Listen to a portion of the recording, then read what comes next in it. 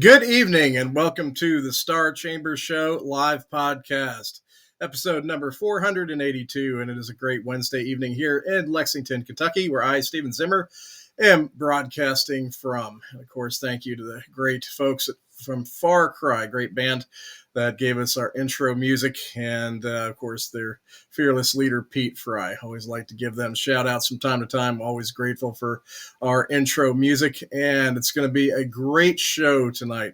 Got a very special guest coming up in our guest segment, and of course joining me as co-host tonight is the audacious, the loquacious, and the vivacious Holly Phillippe, and Holly should be on just momentarily.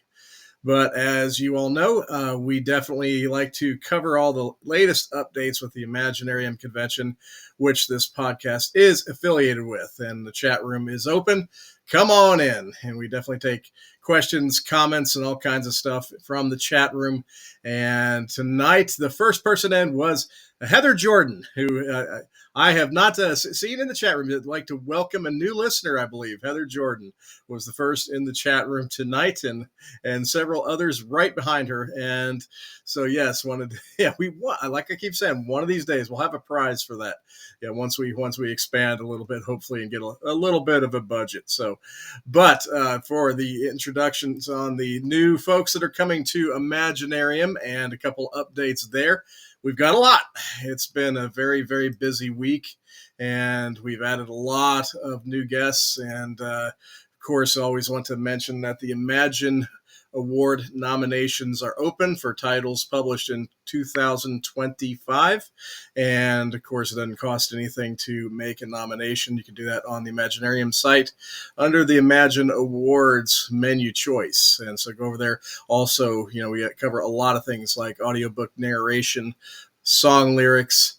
We cover lots of things. We just added Best Western Novel and also Best Magazine Periodical this year. So those are two new categories that we just added. So I think, let me see. I think Holly may be coming aboard here. Is that Holly? Holly is here. There she is. I was zoning out, and I seen it was 9:02, and I'm like, oh, I better get on the podcast. Hello. This is an extra special show for you tonight too. So, but we'll let everybody know why. We'll let everybody know why in a few minutes. But I was just beginning to go over the new additions to Imaginarium because it's been another busy week. And so I want to give you all everybody the rundown. But as far as the latest additions to our guest roster, coming to Imaginarium next summer, we are going to be welcoming author, cover artist, and graphic designer Aaron Christopher Drown. He wasn't able to make it last year, but he is back this coming summer. And then for the first time to Imaginarium is author Thomas M. Wing. Very excited to have Thomas aboard. Definitely a very knowledgeable military writer with a big, he's a veteran with a big military background, and he writes some great stuff. So you definitely want to meet him. He's brand new to the Imaginarium community. Also coming back to familiar names are author and editor Lawrence Weil and let me get that straight again. Author, screenwriter, filmmaker, and podcaster Melissa Goodman. Yes, and she is one of the 1-2 punch, along with Amy McCorkle in lots of different projects, and just a great talent. We also have author and artist Michael Houchin coming next summer. He'll be returning, and also returning is author Dave Weller. Then returning as well is director of post-production, award-winning editor, and film distribution executive Jonathan Nosp of Green Apple Entertainment. So you filmmakers definitely want to meet him. Definitely want to pick his brain. Because he is involved heavily in film distribution and with post-production, and he runs Green Apple's post-production facility up in Cincinnati. Real good person to know. We also have award-winning author, editor, and screenwriter Barbara V. Evers returning again, an Imaginarium favorite. And then coming for the first time to Imaginarium is author and filmmaker Larissa Rex, and very excited to have Larissa joining us. She actually is a medium. She's an author, and she also has a brand new series that is coming to streaming services in 2026 that stars horror icon Santiago Cirillo, who is in The Walking Dead, and paranormal legend David Childers of the Travel Channel are both in this upcoming series. But Larissa will be joining us as a spotlighted guest in the summer.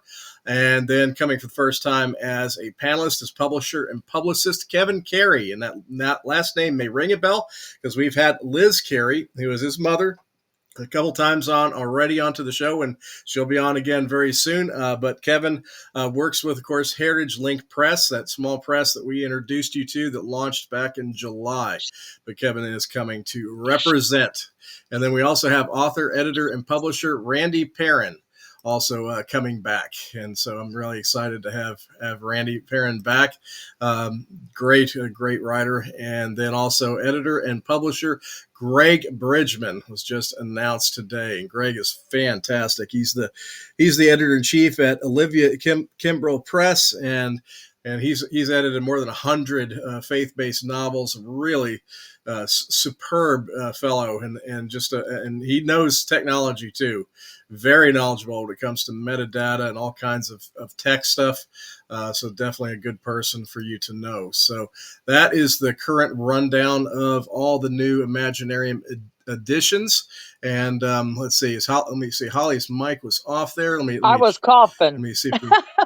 Oh, were you coughing? Okay. I just want to check and make sure it wasn't something that happened on my end. I didn't think y'all wanted to listen to my COPD. Yeah.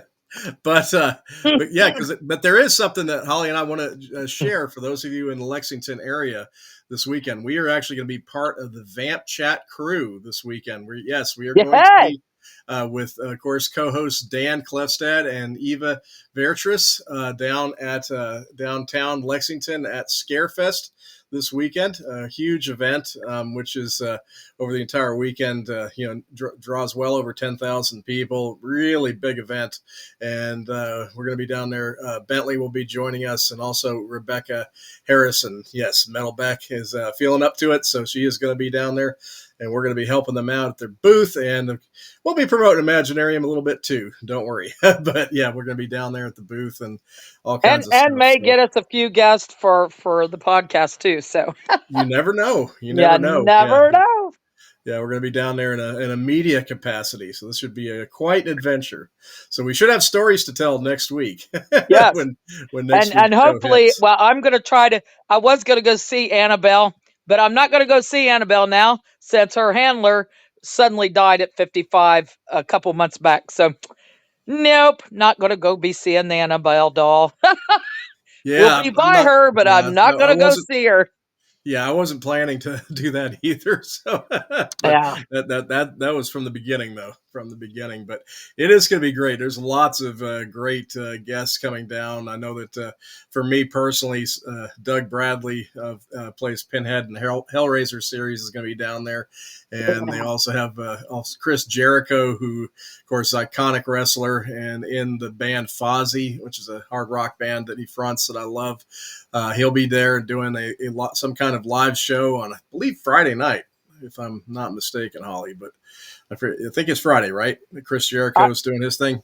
I think so, yes, because Bentley was talking about wanting to stay to actually watch that. Yeah, that'll be a lot of fun. It'll be a lot of fun. But it'll be a very active weekend. Probably get a lot of good photos and a lot of good stories. And of course, hanging out with Dan and Eva is always a great thing. So yeah, definitely. Fantastic. It's going to be fantastic. And then tonight it may be a little bit of a melancholy note, but I want to give a shout out to my own mother, who's no longer with us. But today, October the 15th, is her birthday, and she would have been 81 today. So, oh wow, so I want to give her a happy heavenly birthday. Yeah, definitely on the air. It's been a never something that you'll forget. When something like that happens, it's been a few years, so you always still remember all those birthdays and all that kind of stuff. So, and she would have absolutely loved where things are at on the Star Chamber show and Imaginarium convention. So, I'm sure she's Yes, she would checking it have. out. Yeah, She's watching. yeah, Yeah, she I'm watches sure us. she's checking it out for She does. sure. She does. But any other news, Holly, as far as updates from you? Because I think that's it from God, my end. no. Yeah. It's been crazy. Just a lot going on. Um, all the way around. We're getting ready for Fandom Fest and Fandom Scarefest, Fest. Why did I Scarefest, say Fandom Fest? Oh my God! Forget I ever Scarefest, said that. That's terrible. Uh, Scarefest. So all no, right, enough. no, All that right, is no that's longer good. that That's imploded that's good, on Holly. itself. That's enough. Scarefest. If y'all are Scarefest. around Lexington this weekend, come to Yeah, Scarefest. yeah. Really cool people, horror convention. Um, cosplayers are going to be off the chain. Really cool. A lot of fun. And me and Steve will be there. So, that's part of the bonus there. We're going to be there. Yeah, So bonus. Yeah. that's worth a mission, because we're going to be there. Oh And, Lord. and, uh, and I will give a shout out to Baron Lore, my good friend, and a lot of you will know from Imaginarium, Mr. Baron Lore, makes the dream catchers and all the cool Native American jewelry and different things at Imaginarium. He got me the coolest mug. A bunch of us went and seen the Dark Crystal on Sunday because it was in the theaters again, which was really cool, special showing. And he got me a mug that he had went to some Oktoberfest, and it'll hold like 4 beers. It's fantastic. I said, well, then I won't have to carry a pitch around now at Imaginarium. I will have a mug. I have an official glass mug. So thank you, Baron. It's Much love. cool.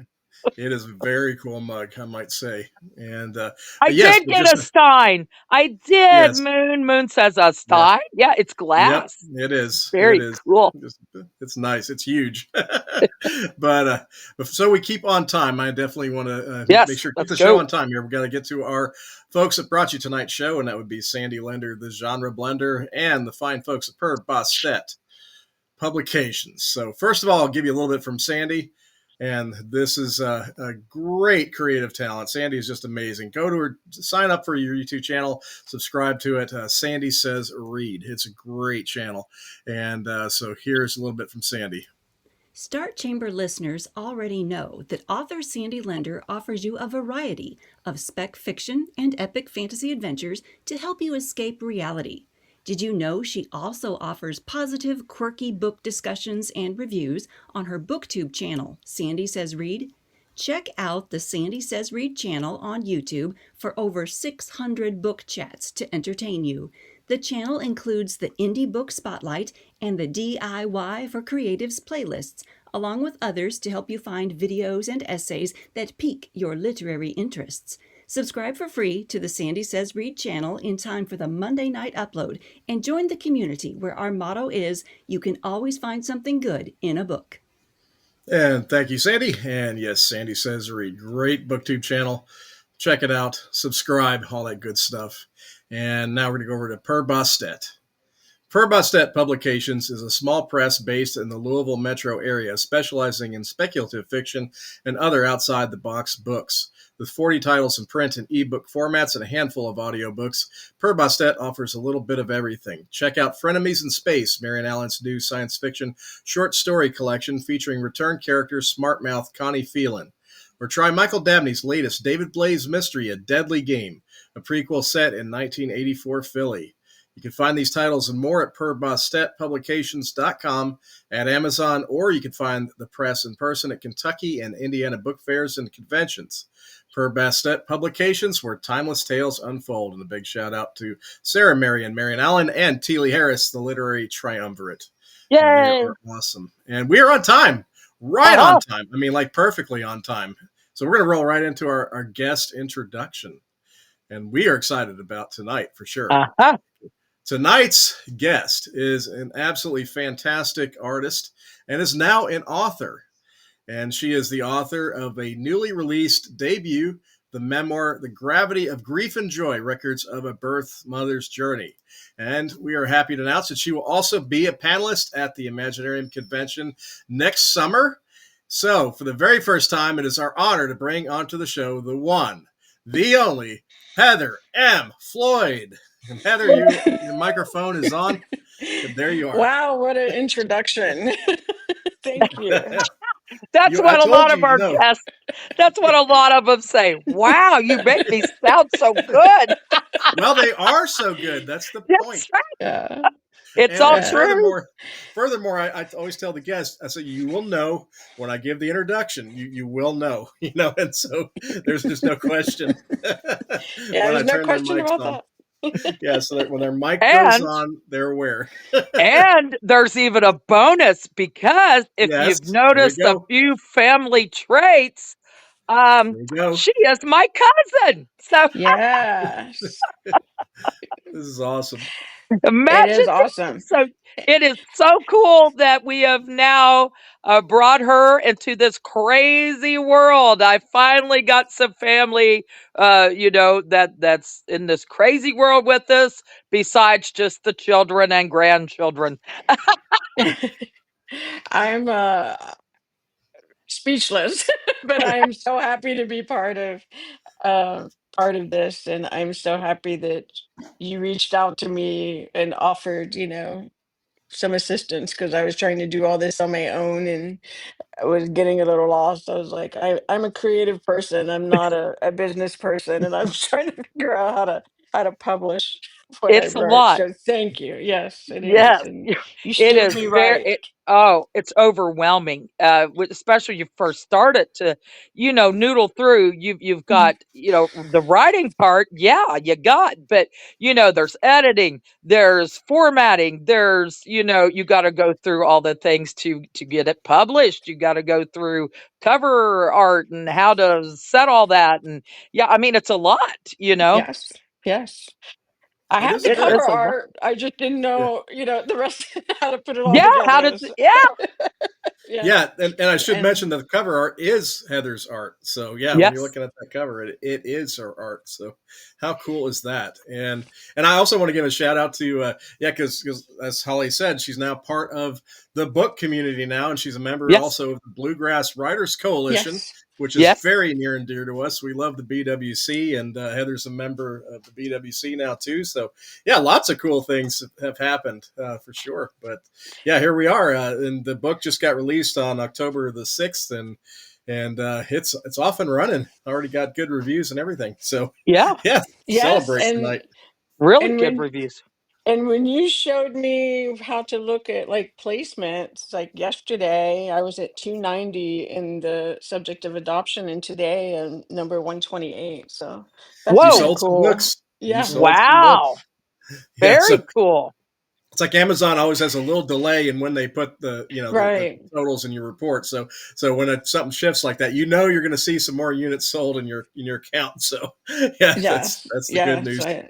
On the rise. It's exciting. On the rise. Yeah, on the rise. And yeah, what a book. I mean, I've been very, very honored to be part of the journey from my end, as far as coaching and editing. And let me tell you, this is an amazing and unique and special book. And it's a memoir, but it's inspirational. It packs an emotional punch. I mean, you could tell that from some of the readers that have already gotten back to you that they literally read it overnight. I mean, several people have gotten back to you that they've read it in like one sitting. It's that Wow. kind of Yes. story. I I think the quickest someone told me they read it in 3.5 hours. They couldn't put it down, Wow. and what's been fascinating to me is the feedback I'm getting from people that have no connection to adoption whatsoever, and telling me, that it meant something to them, and that resonated. I had one woman tell me that she felt like she needed to get closer to God now because of me, and that was a pretty profound Profound. review. And she Yeah. has no connection to adoption. And somebody told me they actually gripping page so hard it tore out in one section. So the feedback I've been getting has been um, beautiful and humbling. And I went into this with the intention to help people understand that open adoption could be really beautiful, um, and an option, and Right. just to share my story, help women uh, who may be considering placing their child for adoption, or even parents considering the possibility of having an open adoption with the birth parents, birth mother. And I could tell you, 27 years ago, I had no idea how beautifully it would all turn out, and it did. I Yeah. thought at the time. I'm sorry. Go ahead, Stephen. Oh no, I No. was just going to say this. I mean, that it does span that much time. And this book does tell that story, but it even goes before that. I mean, because you Yes. do tell this everything that led up to that point, and then everything after beyond that point. I mean, so it's a very Yes. comprehensive telling. Yes. And at the time, I thought open adoption just meant I would get like letters and pictures, like, you know, every so often. And then when you got older, time, time to meet. But they opened their arms and hearts wide open to not only to me, but my entire family. And he has known who I am every step of the way, and for what his understanding could be at the age. So he's always known me, and I didn't know that would be could be possible, and it just it changed me. It really did, for the better. And it is a total selfless act, and it's something we share. I'm also a birth mother, Yes, and so you it's a double-edged sword because it is. it is a selfless act that you're giving someone, you're trusting someone with Hmm. your child, but that you're doing what is best for them. Yeah. Not yourself, but what is best for them at the time. And for you to be able to keep track, see, I wasn't able to do so, but for you to keep track like you did, and he always knowed who you were, Hmm. that's incredible. Yep. That wasn't like sprung on him and things like that. So that was totally incredible. But you always have that yearning, Oh, yeah, yes. and especially when they're babies still, when it's fresh, and you go to the store, you hear a baby cry, and it bothers you, and I know for quite a while I couldn't even. And babies are my favorite thing ever, as Steve knows.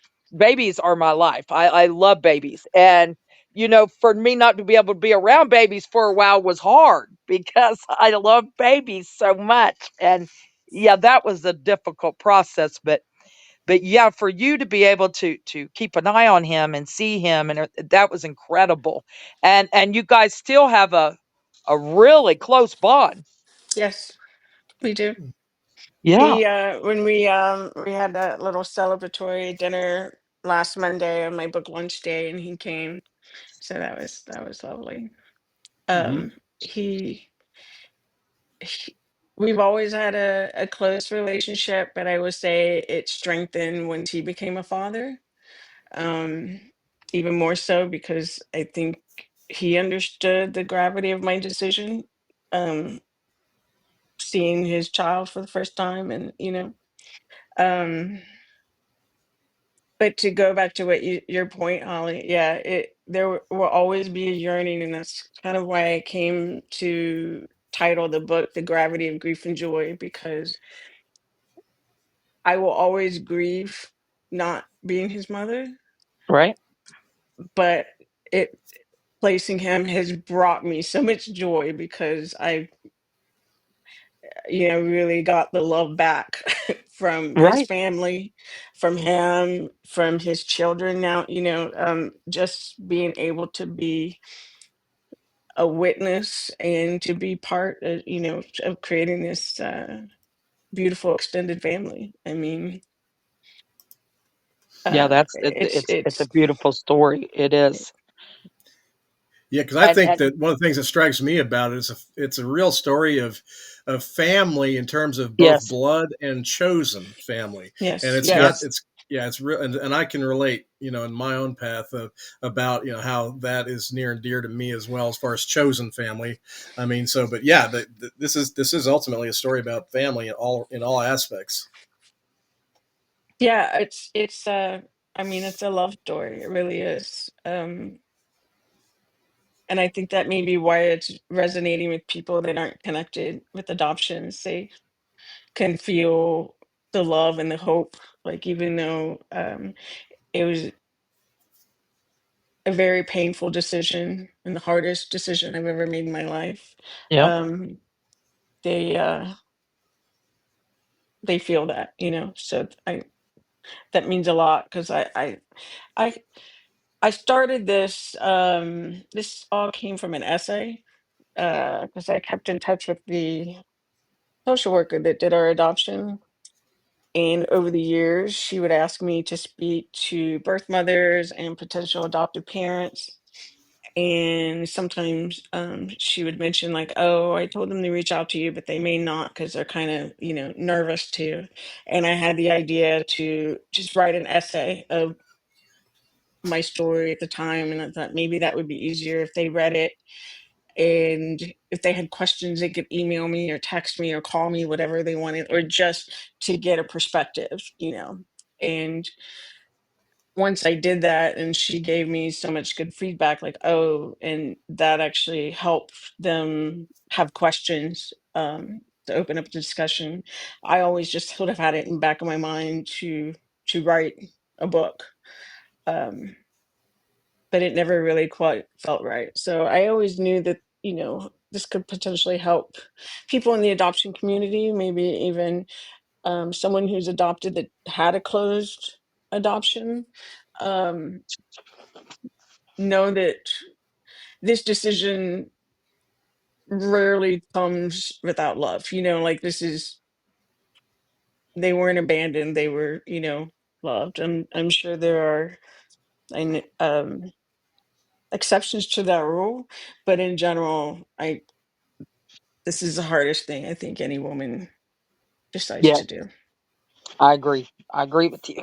I think it is the hardest thing we could ever do. And because Mhm. you grieve, they're still alive, but you grieve Mhm. like they Yes. would like a death. It's the Yeah. same.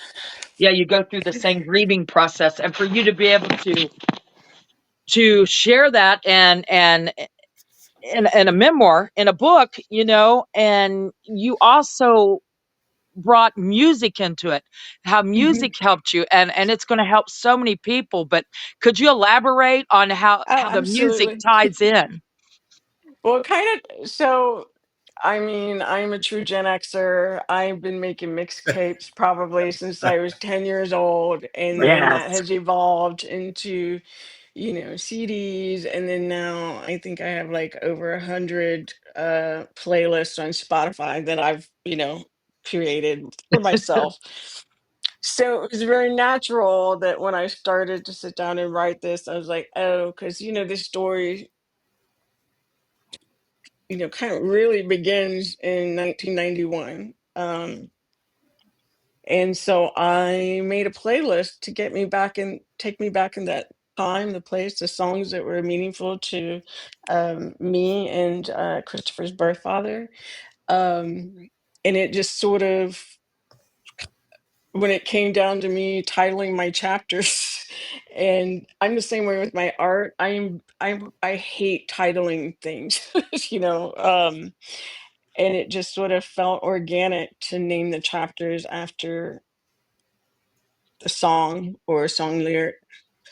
And it just sort of, came that way. And I put the QR code to my Spotify list at the end of the book. So it has a soundtrack. It does indeed, and a very, very good one, I might add Yeah, too. thank I you. like that. I like that addition. That was really cool to add that in there. Mhm. But Yeah, it that's our was. generation. It Music is. was, such an Was, important part is, of our yeah, life. yeah, Right. yeah. Yeah. Absolutely. And And Christopher's too. oh, absolutely. You give a shout out to him because he's got a band and a new album about to come out. So Yeah, yeah, he Well, does. He's in a band, and yeah, you know, it. There's a lot of that in there too. Like when I bought him his, especially a Les Paul, nice. and just some of the songs. What's interesting is I remember seeing one of his shows, and most of their shows they play like their own music, obviously, but they throw in covers. And so one of the titles of the chapter is called Vaseline because he did a cover of the Stone Temple Pilots of that. And I remember being at the show, and I didn't know that that was going to be one of the songs, but it was one of his birth father's favorite songs. So that was kind of cool.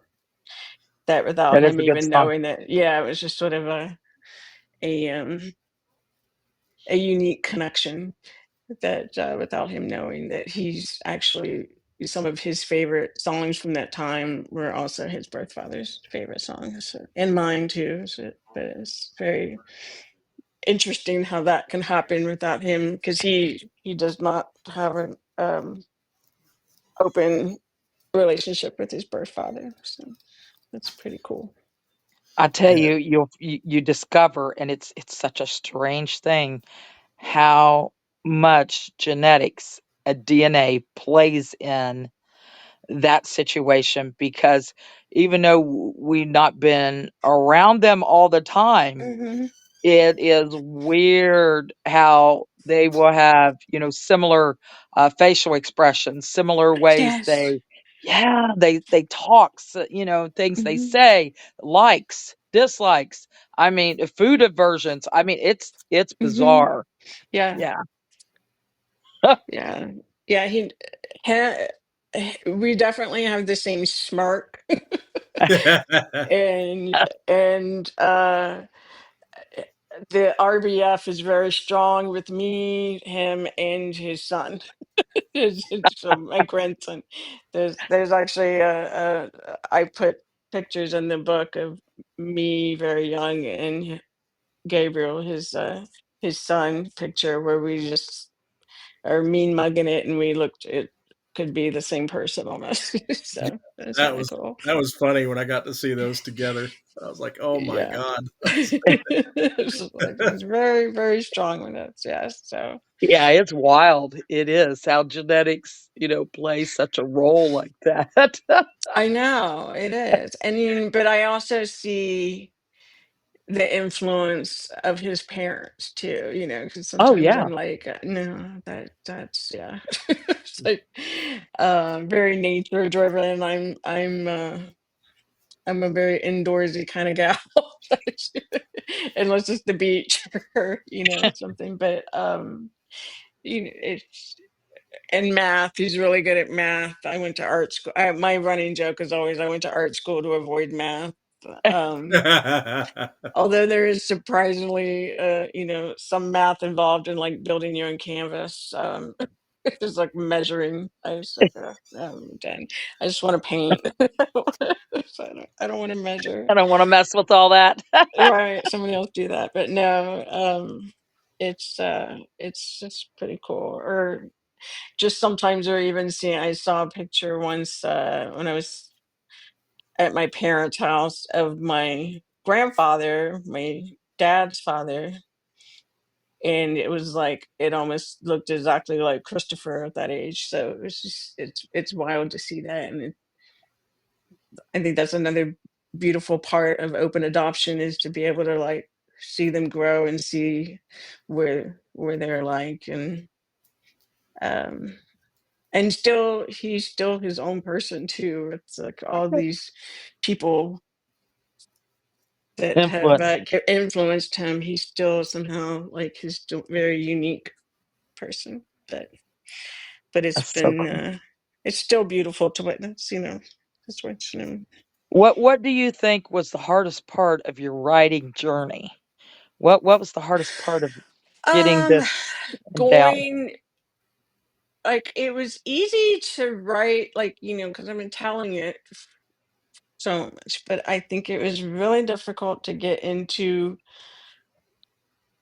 the raw parts. And Hmm. I would sometimes just kind of, as I was writing it, I'm like, okay, I can't go too deep with this right now. I got to take a break because it was very cathartic. I mean, I told my story hundreds of times and I still get emotional.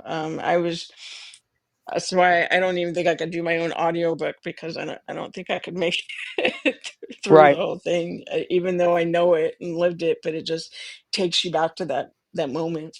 So it was Yeah. hard sometimes to go there. It was hard sometimes to really be honest. Um, Not that I was trying to lie, but I was like I really needed to be Bearing your soul, bare in you my know? soul and the Yeah. truth, of um so that was hard. And then after that, I'd say the hardest part, like, it was easier to write uh about the past than it was when it kind of got it, getting into the last few years, just because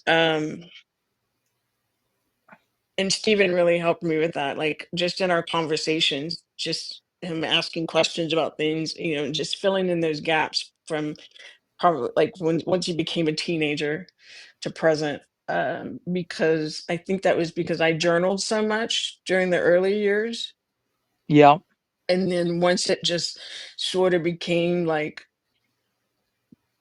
we're family, you know what I mean? Like Right. Just everyday life. yeah, Yeah. I wasn't really journaling as much, or I would sometimes kind of, if I really wanted to remember something, I would write about it, or I even went back to some of my like posts where, I post about his show, just things like that.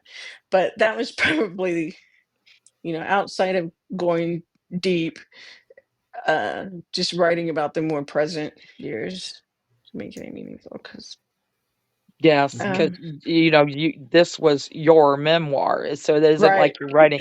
This wasn't a fiction story, so right, yeah, it's a little different when you're doing nonfiction and you're doing right. memoirs because Mhm. you are really close to it then, you know? Right, Yeah, yeah, exactly. And yeah. and the yeah, but I found that, because I always knew I wanted to write this book, but writing this book also made me realize, like, I want to write, period. Like, I've got some other Mhm. ideas for future books, and I just really love the whole process, the creative process of writing. You've And got the bug now. Yeah, You've I been just got the bitten. bug. I do. I mean, You've been bitten. I'm always going to, want to create and paint. And I mean, I even did a painting specifically for the book as kind of a dedication to everyone. Um, Hmm. but yeah, no, I've definitely got the writing bug, and I'm just trying, I've got like three strong ideas, and I'm trying to decide which one I'm gonna go with first. So. Well, I Well, love it that you've tied in your art and you me need too. to here's a suggestion and an idea for you. We always get these on the show. Every Okay. time we have to come up with these great ideas is you need to make prints of your artwork, signed Mhm. prints, and sell them alongside your books. Oh, okay. Yeah. Yeah, I think so too. That'd be That would be great. neat. Because Yep. it's I thought it was amazing because this is definitely the story. The title reflects it beautifully, but also tells a lot of other things about Heather's journey, and one of those is her journey as an artist.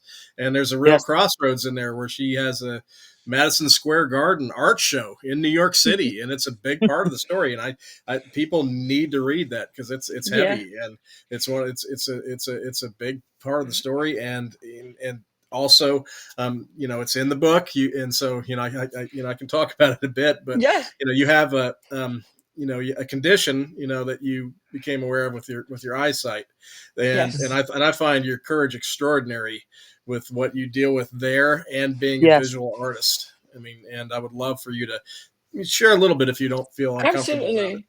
Oh no, I'm not uncomfortable at all. It's Mhm. part of me.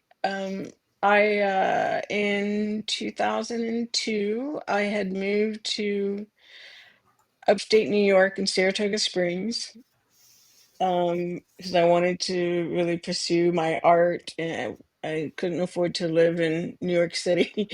And I've always I like small towns with like big city culture, and Saratoga Springs was like that to me. And I had made a friend there and moved there, and I went to work at an optometrist office, and I was teaching a new person how to pre-test. Um, and she was doing a visual fields test on me, and the doctor just happened to come in just in between patients to see how things were going. And he looked down and he said, "Are you really taking that test, or are you just sitting here letting her, get the feel for the machine?" I was like, "No, I'm really taking it, giving her the experience." And he pulled me in, Oh, and that took a series of tests and everything, and it turned out I have what's called Usher syndrome, which is a combination of hearing loss and a degenerative blindness for the eye. We always knew about my hearing loss. I've had hearing aids, I think, since I was about 3 years old. And but the eye, it's like they were when they it was like, the first thing is night blindness. I was like, well, yeah, yes, I can't see in the dark, but that didn't seem unusual to me. Like dark, I can't see. That didn't like seem weird. right, Um, and then you really, when you only have one pair of eyes, you don't really have anything to compare it to. But yeah, I had already at that time pretty much had tunnel vision and wasn't aware of it. But I was like, hey, at least I found out that I'm not really that clumsy. Like, there's a reason why I walk into walls and fall downstairs. It's just, Um, but I remember, and I do write about this in my book, the doctor that diagnosed me gave me the prognosis like with the same sort of tenderness as you might find at the DMV, like, so none at all. And when asked like, so what does this mean? He said, "Oh well, it could take 20 years for you to completely lose your eyesight, or you could just wake up one day and be completely blind." Like, so matter of oh, fact. And that sent me on like this downward spiral because I'm like, I'm an artist. Like, yeah, that's hard. It's and hard. then it was awful, and I spent a good 2 years like really freaking out about it. And and it was just, and what's funny is I really, my vision got worse due to early onset cataracts because of my eye disease. But once they removed those, then I had to advocate for myself to have them remove it to remove them. Um, when they tested me, like, my peripheral vision loss really has been minimal, so I'm very lucky. But I can't drive, can't see in the dark, or any. What I always tell people is like, if the light is dim to you, it's dark to me. Right. Um, and so basically, and have to scan a lot. I know how to use a cane, but I'm pretty stubborn because when you still have some eyesight, you want to trust that. Um, but it is nice when I used to still go shopping. Of course, I do all online shopping now, but at Christmas time, I would take my cane because people sure get the heck out of your way when Yes, they see a cane. that's true. Uh, They don't, it's not true in airports, I found, because everybody's looking up. They're looking up in airports because they're looking for their gate and they're not paying They're attention to not paying people. attention. No. Right. Um, and Costco, nobody cared. Like, people would run you right over in Costco. I was like, I'm Just never pushing going their there cart again. and Yeah. Or even driving on the scooter, I almost got ran over, like that. But no, but honestly, I think my vision loss has actually given me more vision, if that makes any sense, because I appreciate the the way light hits things. Like, I'm just always looking for the beauty, Mhm. from what I can see. Yes, and try Yep. to enjoy what you can Right. while Well, you we talked can. about Heather and I talked about this because I noticed that in her artwork after that point, Hmm. there's a shift in it, and it's in the colors and the light, and Hmm. it gave her a new art perspective, and you Yes. see it in her artwork. It's really interesting what took place, I think, and It, it's something we talked about, yeah, a few times, I think. especially after they removed my cataracts, because I mean, I've always gravitated towards darker colors. I like my dark blues and purples, And we but like black, of course. yeah, oh yes. I don't paint with black, because I We like remember. to wear it. Oh, I wear it, yeah. I remember in high school, my art teacher talked about how there's no black really in nature. Anything that looks black is really just a combination of a bunch of colors. So Right. I that always resonated with me for some reason. Like, I wear black all day, every day, all year long. Um, but when I paint, if I'm gonna try to make something look black, it's a combination of colors. I don't use black paint. Um, I don't know. I just always liked that statement. Um, but yeah, once they removed my cataracts, because my vision was like I couldn't see 2 fingers in front of my face for a couple of years. And I finally just told them, I was like, this is ruining the quality of my life. It's like I'm not completely blind, so I can see shapes and stuff. But can we just try? And so I talked them into doing the worst eye first. And that was a Right. success. And then we did the other one. And I think there was a period of a few years where my paintings and drawings were very colorful, very vibrant and colorful. And then I just sort of naturally gravitated towards like colors I like. So Hmm. That and is and awesome. Yeah, it is. Yeah, and the artwork is like I said, like we mentioned earlier. There's a lot of photos in the book. There's mhm. also art pieces throughout, not only on the Yes. cover, not only the special piece that was made for the dedication, but there are also art pieces throughout, including some stuff from the gallery exhibits that she did, and Which I it's think would really be cool. phenomenal, like I said, to make prints and Hmm. sell those alongside your books, because I've bought art prints, and I know a lot of other people, especially creatives and readers, Hmm. they will want some of the prints. They will. Because that'd just be a neat little memento to have, Yeah.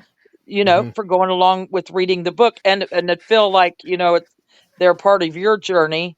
And yeah, I think it'd be really cool. I definitely want a print. Yes, I must obtain one of these. And I'm just going to say Definitely. it now. I'm not going to be surprised when book cover. There may be, like in the future. I bet you there will be.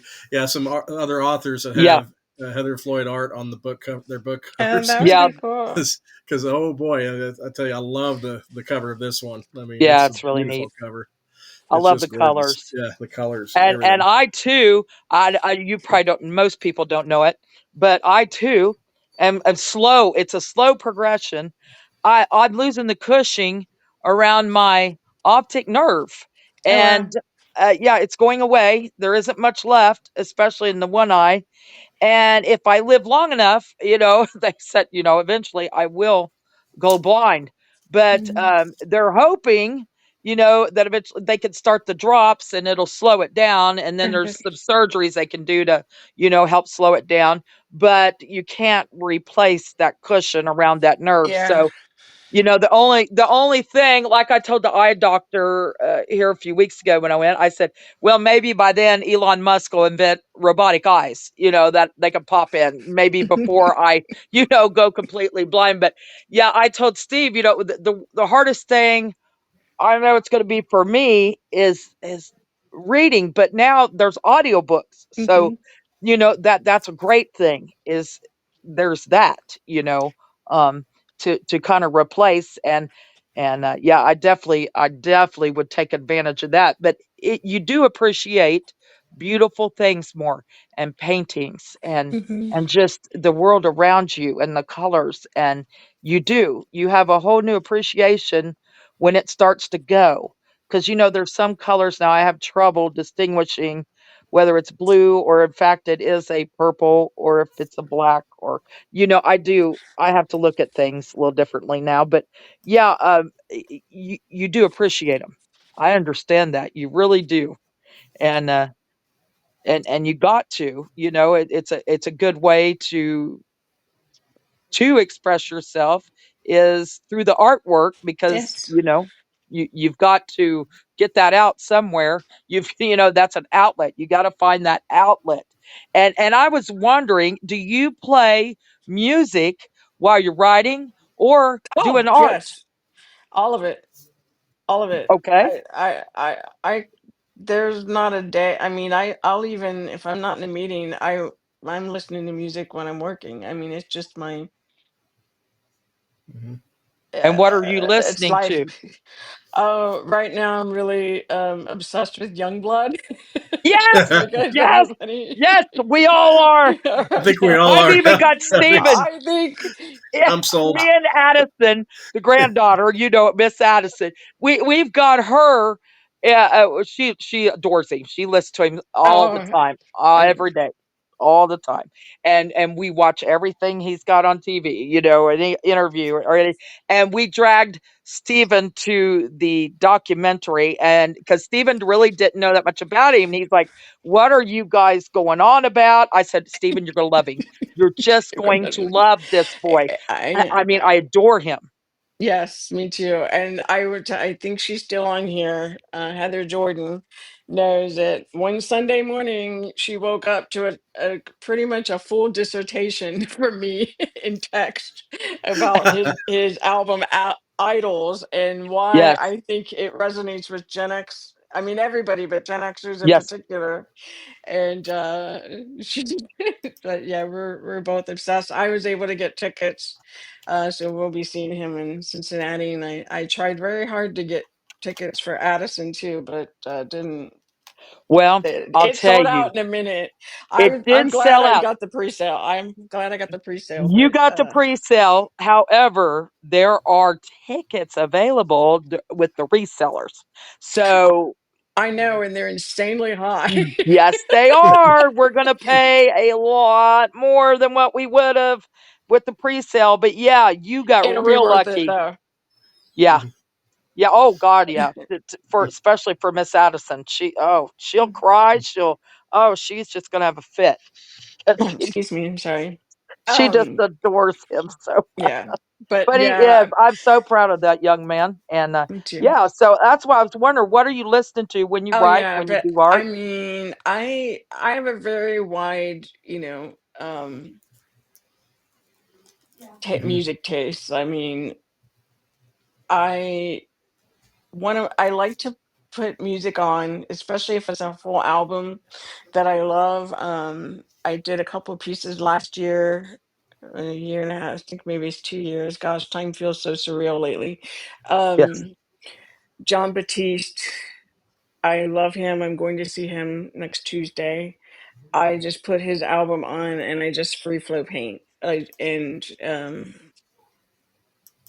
I love doing stuff like that. I love rotating my canvas as I paint because I want people to be able to hang it in any direction and see a different perspective or story. But no, I was trying to think about some of my paintings. I think the painting that's in the book that Stephen loves, where there's two figures in it. Hmm. Oh I yeah. Yeah. listened to an REM album doing that. Um, I mean, anybody, my Spotify is public. You can see all the different types of playlists I Mine is have. too. And that's what I said. I love it. It's Yeah, all over the place. I go it from, is. Andrea Bocelli. And Mhm. Mozart, I love Andre Mhm. Bocelli. Oh my God, Yes. I love him. But I go from that to Pantera, which I was listening to Mhm. earlier, to Motionless in White, Metallica, and then there's Youngblood in there. There's And And Norwegian I'm folk music. also and Norwegian folk Norwegian music. folk Yeah, music. Yeah. that's awesome. yeah, very And, often. and I'm also also have a lot of like hip hop, rap, reggae. I mean, Oh, I I love love it reggae. all. I dance hall. I mean, I used to go to dance hall club in this little tiny hole in the wall in Cincinnati. Um, yeah, I mean, and then I also have fun naming my playlists. Like, I have an Adam Ant playlist called "Adam Makes Me So Antsy." I love it. I have one random one with just a lot of my favorite songs called "The 10% Shoe Life of Reality." Like, I just come up with these goofy things to name them. But I love music.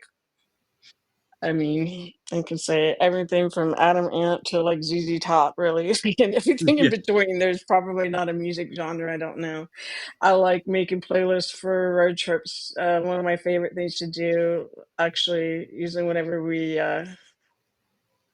come down to Kentucky, the family usually make like a little playlist. And I think I remember one time coming back, my mom said to me later, she's like, your dad really enjoyed, he's like, he was really surprised at how like that you knew a lot of these songs because it was like really old. I had like um George Jones and Chet Atkins and all this, Oh yeah. and she was like, she loves music. She's Yep. I seek Mhm. it. Um and then plus I have to give my parents credit because they had great music taste. And I grew up with that. And then my brother had he's older than me and he had his own. And I like to listen, to their music, and then I found my own because I think about the early 90s or even high school. Like I could come to school or go to a club goth one day and be, in all color block the next day. Like, it's just it's just like I'm just always trying to express whatever I felt at the time. But Oh, that's cool.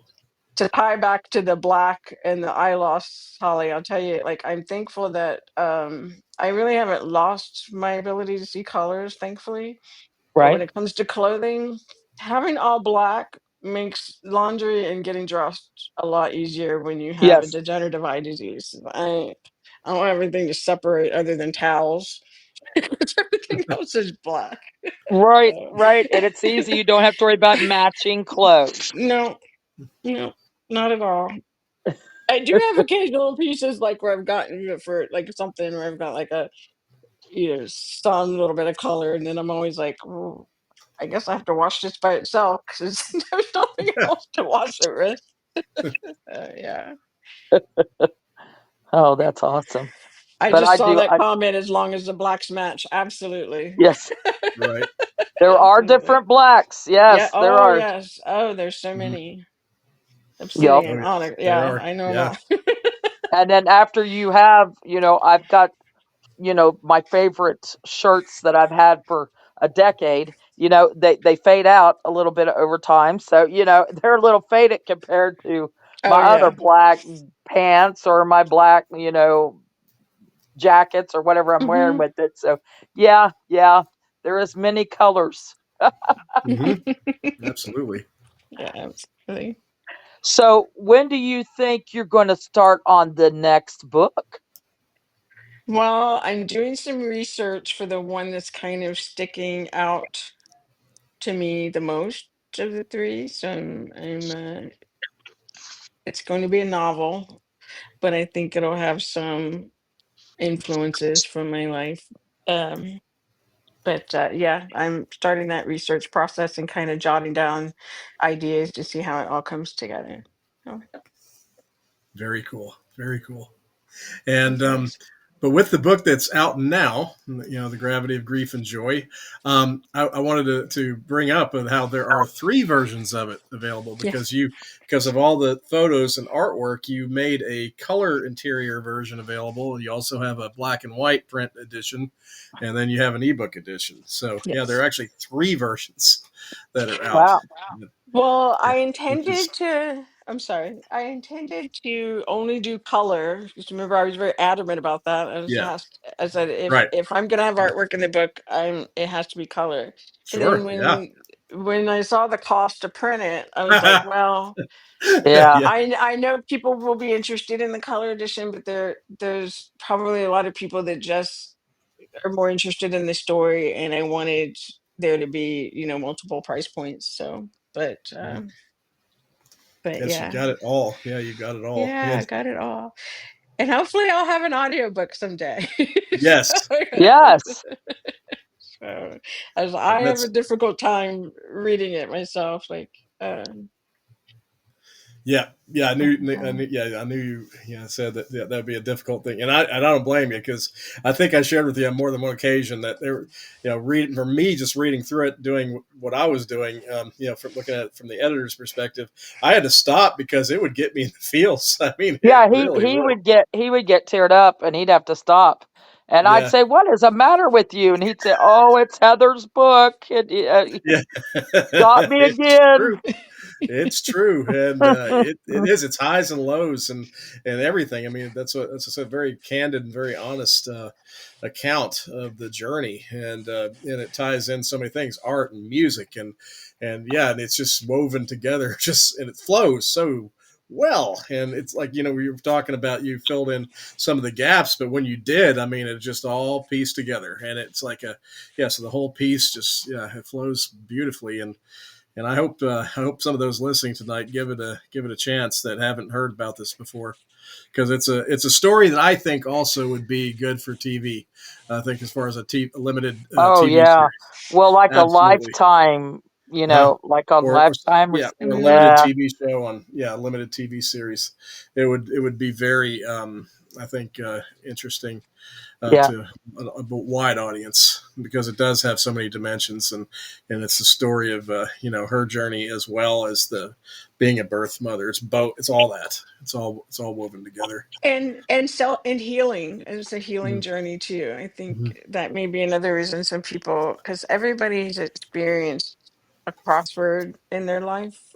I Mm-hmm. believe that where you have a choice where you can go one direction or another as far as um, an event that it could make you better or better. And I remember very clearly that I needed to fix what was inside me that wasn't in the mindset to be his mother.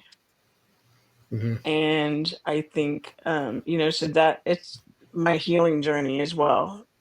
Mm-hmm. While being a birth mother and being like that, and I wanted to be able to. I remember clearly thinking I wanted to be able to say to him someday, "I'm better because of you." Like, I may not have been what you needed at the time, and that broke my heart, but I would do it all over again for him to have had the opportunities in life he's had. right, Um, and for me, I don't, and for me to grow up as right, and just heal from some of my own trauma. I always like to say that I survived myself. This is my survival story of what I did to myself. You know what I mean? So yeah, it's about that. And I think anybody, while I wrote it with the intention to help others, I also wrote it with the intention that it would read like a novel, and that anybody could get something out of it somewhere. So Absolutely, and we all often talk as editors or even as writers about character arcs, And it's always that the important thing is that the character between the beginning and the end of the story, that they come they make big strides, they come a long way, they grow, they change in some way, you Mhm. want to see a profound character arc in a good protagonist. And I have to say, I mean, this is not fiction, this is this is your story, true story. But yes, there is quite a character arc with you in this book, and I think, yeah, absolutely clear. As far as the path that you took, and where you are now, and then where you were in the early days, and it's profound. And I think it's one of the things that I think will strike a lot of readers. It's just how much you did grow and develop yourself over the course of all that time period. And it's really it's going to be quite interesting to see as it gets out there to more folks, that like you said early, starting to hear from readers you don't know. And I think that's always interesting for Right. a new author. Yes. uh, Right. Start hearing from just readers from the general public, Yeah. and that's just starting. So it's Yeah, going to because be quite. you had the one reader that said it actually brought them closer to God, Yeah. which I found that profound. Mhm, I mean, that's amazing. That they wasn't a birth parent or Nope. anything, but just Mm. mhm, sharing Just your mhm, story, brought them mhm, closer to God. yeah, she had shared some things that had happened to her recently, and I think, sometimes, like, I'm sure we've all felt that, like, we see how someone else handles a situation, that you think, like, oh, like, that kind of gives you courage to make a change in your own life too. So maybe that's what happened. Um but no, that when I read her words, I thought, if this doesn't change anybody else's life, I've changed hers. Right. And that was just like, uh, so profound, and I get Worth it. choked up thinking about it. Yeah, worth it. Yep. Um, but yeah, it's like, what more can you really ask for as a writer when someone says that to you? So, yeah, um, yeah. That's awesome. I'm glad. I'm so glad you got that experience so early. Yeah, you started Yeah. to get some that kind of feedback so early, and since your book has only been out a little over a week now, Yeah, and yeah, I so mean yeah, you've got some really, really good reviews in mhm, short period of time.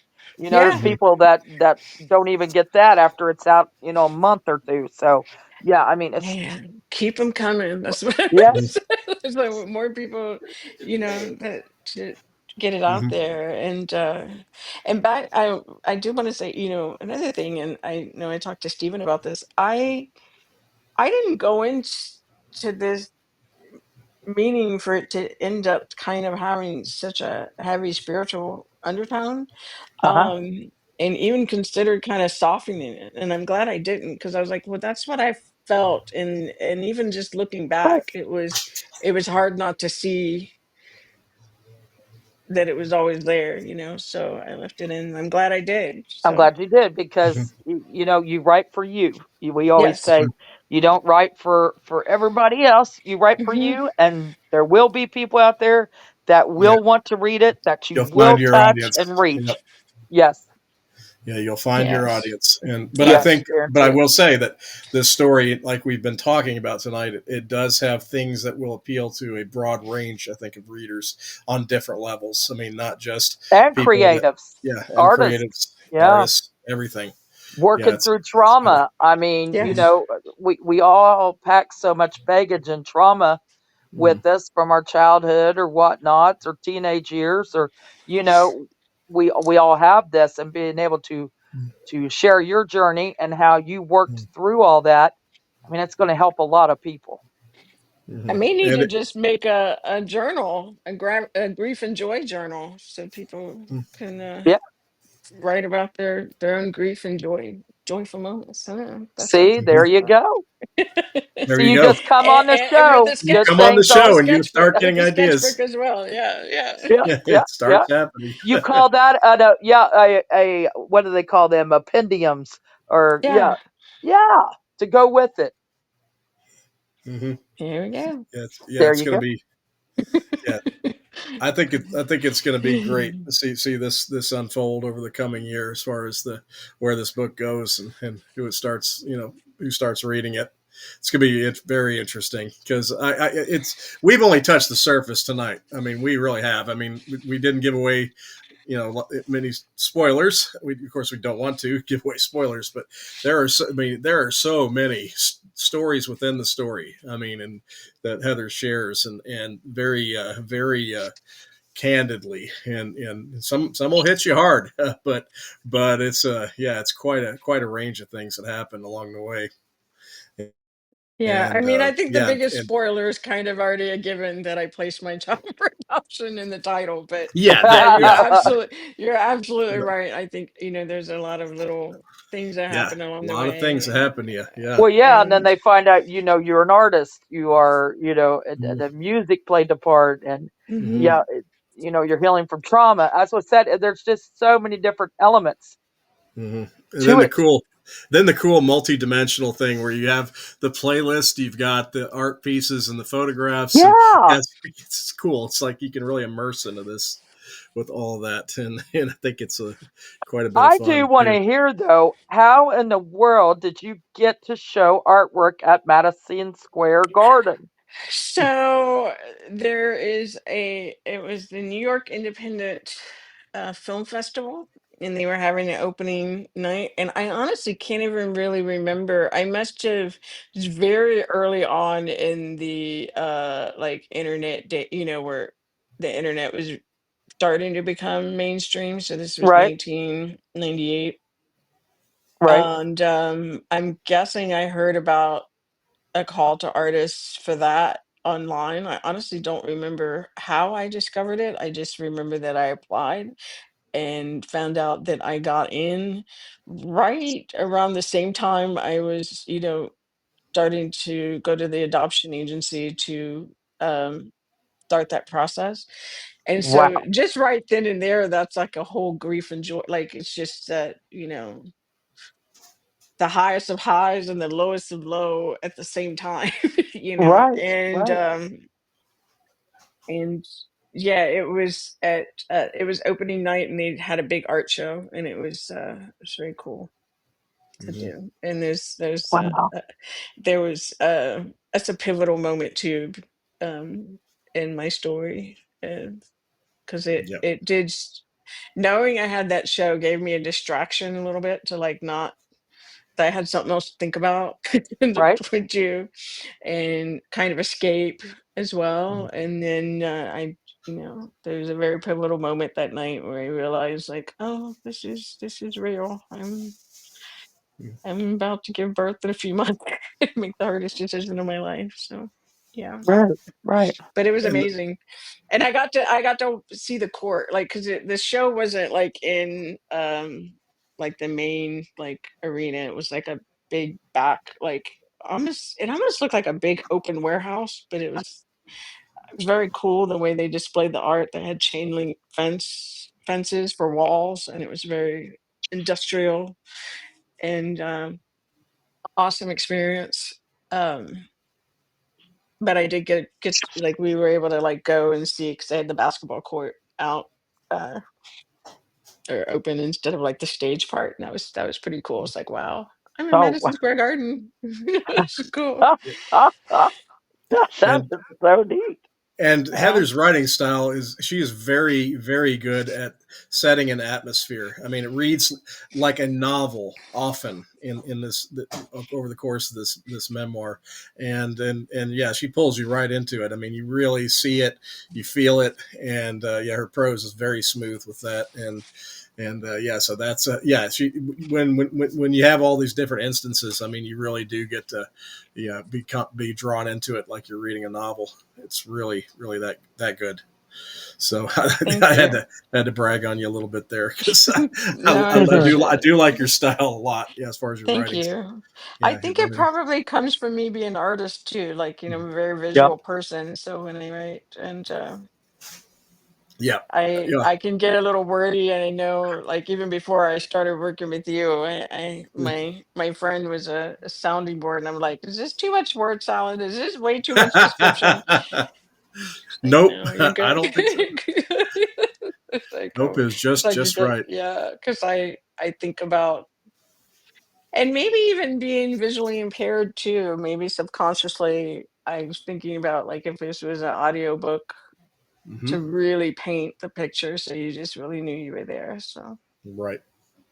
No, it's wonderful. And I also encourage folks to subscribe to your email newsletter because it is wonderful. Since I've become a subscriber, I really enjoy reading your email newsletters. I think oh, that good. they are Yes. well written, and you put time and effort into those. And so I want folks to, yeah, definitely, as they explore your first book, I want them to connect with you. And so I'd like to invite you to talk a little bit about your e-newsletter and Yeah, your my site too. I have it's a website. My name heathermfloyd.com. While I am an artist, I am not technical, so it's not the fanciest of websites. I did do it all on my own, but I have a there's some pictures of my art on there, and but I Hmm. haven't where you can subscribe to a newsletter, and I try to send it out every Monday. I will say this past week has been kind of crazy, so I I but I need to get one out. But I do like just sending out a positive note, or along the way I was sharing my journey, of writing, and the experience and the process of just um working with you even, and sharing. I think the last one I shared was and you told me this would happen when I first opened up my book, and it was my proof copy Yep. that I got, Yes. Misty, and then I cried again when I got, the first, like, my first author copies to sign. But the Yep. best feeling was handing my dad a book, and it was the Oh. proof copy, and I went to visit them, and then when after my mom dropped me off and she got home, she sent me a picture of my dad, on the couch reading my book, and then she kept Oh. sending me pictures throughout. And my favorite one was he had an ice cream cone in one hand and my book in the other. You shared that one with me. That was Yes, a great yeah. photo. And it was like so like just meaningful because I wasn't sure. I mean, even though my parents were there, but I shared a lot of things that they probably didn't know, and I Right. wasn't sure. And when I asked him when he finished, and I asked him, and he just said, "Beautiful." Mhm. Same thing he told my mom, "Beautiful, just beautiful." So, Oh. um, Yeah. and so that's yeah, I love that. Yeah, there's a few things I've told Holly that I've told Heather. I was like, what would her reaction be like? And I knew for a fact that, yeah, when she held that first copy, I knew exactly Oh yeah. what was. It's Oh surreal. yes, it's very So surreal. surreal. And then I'm glad I did the proof because, Yeah. seeing it Oh on yeah. my laptop or when even just Yeah. printing out on a Word document, like Yeah. You I always miss find a couple of things. things. Yeah. Yeah. And I was like, but it was just holding it and reading it like Yeah. this is I did this. I did this. It's like I Yeah, and I started. mean Yes, you did. you'll look at it and you'll be like, yeah, I did that. I did Yeah. that. First Yeah. of many to come. I Yes. do hope. And but yes, I want to yeah, definitely do a little bit of a call to action. Tell folks to pick up a copy of your book, and I'll let you do the instructing on how to find it, get it, and all that good stuff. Because I know you also have signed copies on your website. Yes, I do. If you want to sign the copy, you can. That's in the shop section. You can choose the black and white or the color version. I will warn that like I only keep so many on hand, and Amazon's a little slower about getting Yeah. author Oh copies yeah. to you. Notoriously, but Yeah. So I've been kind of telling my like local people, like if you really don't want to wait, go ahead and order it through Amazon and we'll meet up and I'll sign it. But right. and try to just do the other ones for people that are far away. But initially before it came out, yeah, I did that locally because I wanted to get it into hands some people that could have already read it, and by the time it came out in review. But you added some cool swag too, I believe, with it, Oh, right? I did. Yes. Yeah. If you get with the signed copy, you get, I had some custom bookmarks made and thank you notes yeah, with my artwork on it. Yeah, it's awesome. That's awesome. But again, it's heathermfloyd.com. That's where you want to go if you want to order If directly a signed signed copy. copy, and on Amazon, you can, yeah, search my name, Heather M. Floyd, or The Gravity of Grief and Joy. Hmm. And they still have it. I need to see if I can get them all together, but they have the color version and the ebook on one page Hmm. and the black and white edition on its own. So, Yeah. um, Yeah, I think that's going to be a Amazon KDP support email. yeah. They should be able Yep. to pair those up.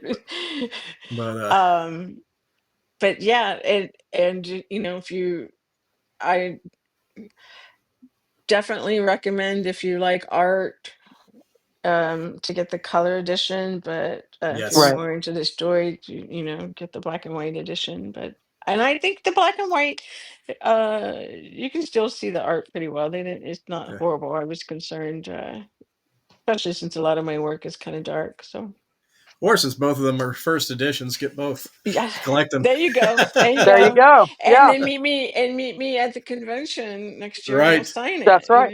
Yeah, There next you go. summer you And can bring it to Imaginarium. maybe, And yeah. artwork. That's what I was. And Yes, you, since yeah, Holly put that out there, I'm gonna have to figure out how to get some prints and Yes. bring them Well, and I sign know them. people. I know a lot of Yeah. people. Well, we'll I just can have find to. out for you. oh Yes, yes, please. Because Yes, like what's same the rate. best way and the most, cost effective and who does really good prints. I know exactly who Yes. I'm going to ask, Steve. I'm going to ask Okay. Rhea first. yeah, she'll know. Thank She'll have you. She'll Yeah. good know. Let me know. She'll know. Yeah, Yeah, because she Because does art she's prints, she very does cards. meticulous, Yeah, very she meticulous on yeah. printing stuff. Yeah, Well, she makes her own cards. She's got yeah, games that she makes yeah. and all that. So she'll know. Ren She'll know. Million, you'll love meeting her. She'll be there next Yep. summer too. okay.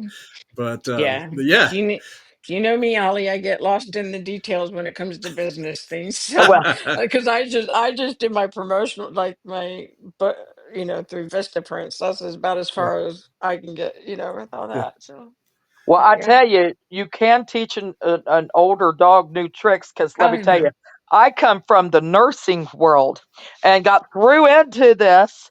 And of course, yeah, I mean, now, I'm a publisher and a podcaster and I run a Yeah. convention and all this stuff. And I'm like, wow, but you find your strengths and you're like, man, Oh yeah. I didn't realize how good of an organizer I was. And, but let me tell you, I cannot, me building a website, that's a joke. That is a Oh, joke. That's not going to I happen. I had so I started that website in 2022, and I got so frustrated. I think when Steven first saw it, like it still had like bare bones stuff, and I just sat down. I was like, I'm going to figure this out. I'm going to figure this Oh, out. no. See, I don't have the patience. I do not. I get so There was mad. Ooh, there were some times I mean I threw quite a few conniption fits along the yeah, I way, but just, I was determined. The worst for me, I think, was Canva. I know a lot really, of people use that. I had such a hard time with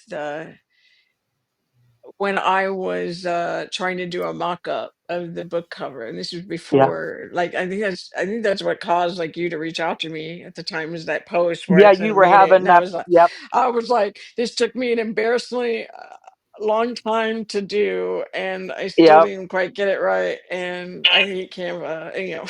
And, Yeah, I I'm know it's like, a wonderful honey, tool. you're in the weeds. Let me get Yeah, you out of the weeds. yeah, I can exactly. get you help. And you did, and you did. Yeah, because Steven did the graphics on the Yep. cover and the back, and put that all together for me and template. So was working up that Yeah, letter. we, Kudos to he you. does that very well. We're But very particular about covers, and so well, yeah, yeah, he does and that getting it very to well. yeah, and we did a few revisions because we wanted to get it exactly where Heather wanted it. So we did do Yep, some change. We altered lettering a little bit and got exactly where she wanted it. So that's always the key. What Heather was wanting on her cover, that's the but it made it easy lovely. with that beautiful artwork, though. I mean, Well, that's that's the lovely thing about doing your own book or going with, a small press publisher, indie like us, and things is the fact you can control your book covers, right? You have some Yes. say, you have control over your book. detail If you go power. with Yeah, traditional publishing, like the big boys, um, yeah, I mean, sometimes they'd say, well, yeah, your art's good or whatever, but here, we're going to put a picture of a dog on here. Bam. Yeah. Yeah. We've had people tell us there was animals on their cover and there wasn't no animals in the book. We've had people say they put a sword on their cover and they're like, It's not fantasy. We didn't even have a sword in the book." But they Wow. don't. Yeah, oh I yeah. mean, There's a it lot. We gets have a lot of bizarre. stories. Yeah, Yeah, it's yeah, strange we stories. hear it all the time. With big press cover work. Yep. Yeah, it's funny So that's sometimes. one of the beauties. Yeah, but yeah, it's wonderful, and I hope folks check it out for sure. But what is there anything tonight that we have not covered? Because we always like to give our guests the opportunity to anything we did not cover. You'd like to promote or mention anything like that, or have we No, done I our think part? we've covered everything from without giving the entire book away. We've covered everything, Yes. from the music, my art, Yeah, because it's hard. I'm telling you, because I'm sitting here thinking of all the cool stories in this book, and I'm like, oh Yep. nope, Can't nope, tell it. nope, Can't tell it. not going to Can't mention tell it. it. Not going to Can't mention tell it. it. There's a lot. Yeah, we had to mention a couple things just to Yep. let the audience a teaser, but yeah, there's so much, and this is hopefully, like I said, the first of other books, many other books to come, and definitely want to have you back in the future on the show and everything. So it's going to be exciting. You're off and running in the book world. and Welcome, I will welcome. Welcome. I will Welcome to the dark side. We thank have you. cookies. Yeah, there's Yeah, I cookies. like cookies. I will say, if you want a teaser about what I'm heavily leaning towards for Yes. my next book, we'll have baseball somewhere in the Nice, story. Neat. nice. Because that's the one other thing people are often surprised to hear is that I am a huge baseball fan. Who's your Um, favorite team? well, obviously the Cincinnati Reds, but right Ah, yeah, I'm gonna now, say, yeah. That was Dad's too. yeah, this was the first year in like I think like the last 4 years I had partial season tickets, but I didn't do it this year because I wanted to focus on getting this book done. Um, but right now I'm rooting for Seattle because they've got a few of my favorite ex-Reds players on there, so I'm rooting for Seattle. Nice. But I grew up on baseball. I mean, I always like to say that when my parents brought me home from the hospital, they literally went to a baseball game because my brother Yeah. played baseball. So, Well, all the Philippies. They grew oh up yeah, playing, yep, gosh. I mean, yeah, our reunions when we were young, hmm when all of them were still alive, all the older ones, they hmm played volleyball, yeah, horseshoes, yep, cornhole. I mean, yeah, a very sporty, and they softball, yeah, yeah, softball, yeah, yeah, all that. Yeah, yeah, because I can basketball. remember Yep. Johnny and Sis, like, and I think Yeah. even your dad played softball. Yeah, so.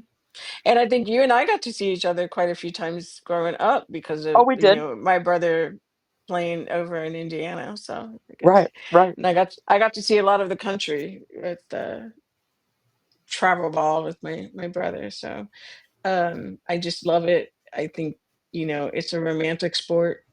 It's a nostalgic sport and mm, Well, something it's about near and baseball. dear to you, so I know that Yeah. yeah, that's going to be a great area for you to do your storytelling in. Yeah, you're gonna. Wasn't he the one when your brother the one that played for the Blue Jays at one hmm point? Yeah, Yeah, he he played played. minor leagues Yeah, Blue Jays. Yep. that's what I thought. And Nice. yeah. Yep, and, yeah, I was trying to think, yeah. So you I grew up remember around that, huh? that was probably my first heartbreak in life is when he decided not to play anymore. Yeah, man. That felt He like could a have he death could in have the tried out for family. the Reds, you know. He did try out for the Reds, Did I he? Did believe. he? Yeah, like when they're early, like little try, they have like those camps and tryouts, and Mhm, Yeah, mhm. yeah, I think he was a catcher, and he caught in an exhibition. He caught Tom Seaver at an exhibition.